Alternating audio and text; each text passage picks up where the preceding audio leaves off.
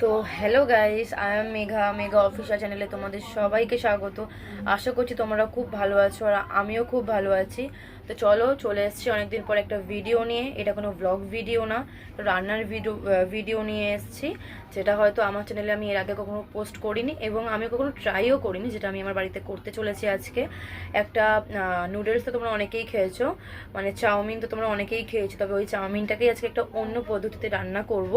তোমাদের সাথে ওটাই শেয়ার করব। আর ভালো লাগলে লাইক কমেন্ট শেয়ার এবং সাবস্ক্রাইব করতে কিন্তু একদমই ভুলবে না। চলো, দেখা হচ্ছে একদম ভিডিওর শেষে। করার জন্য লাগবে হচ্ছে আমার পেঁয়াজ কুচি, কাঁচা লঙ্কা, একটু টমেটো, হচ্ছে দুটো ডিম অলরেডি সিদ্ধ হয়ে গেছে। এখানে অল্প করে চিকেন কুচি কুচি করে নিয়েছি। চাউমিনটা দিয়ে দেবো। তো এতে চাউমিনটা দিয়ে দিয়েছি, এর মধ্যে সব একে করে দিয়ে দেবো। তো আগে তো এর মধ্যে চিকেনটা দিয়ে দিয়েছিলাম, দেখতেই পেলে। চলো, এর মধ্যে একটুখানি পেঁয়াজ দিয়ে দেবো,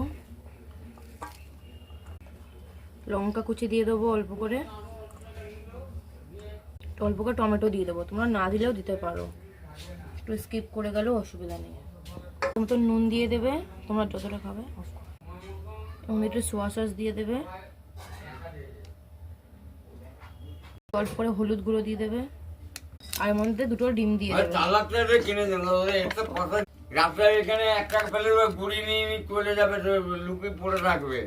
একটুখানি ভালো করে মাখিয়ে নেবো, ভালো করে। আর কিছু বললাম না, কারণ তারপরে একটা জিনিস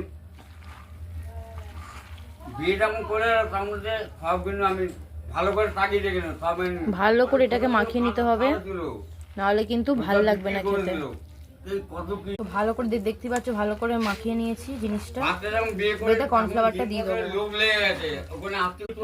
কর্নফ্লাওয়ার দেখো দিয়ে দিলাম, তোমরা পরিমাণ মতন দিও। কর্নফ্লাওয়ার দিয়ে এটাকে ভালো করে মাখাতে হবে, কারণ না হলে কিন্তু এটা টাইট হবে না। মানে ভালো করে এটা খুলে খুলে যায় ফ্রাই করার সময়।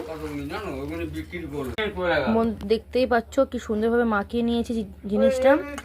এটা এবারে জাস্ট মাখিয়ে নিয়েছি, এটাকে তেলে দেবার পালা। চলো, প্রায় গরম হয়ে গেছে, দিয়ে দেবো। দেখো, দেখতেই পাচ্ছ বেশ ভালো লাগবে খেতে। দেখতেই পাচ্ছ কি সুন্দর হয়েছে, করকরে হয়েছে একদম।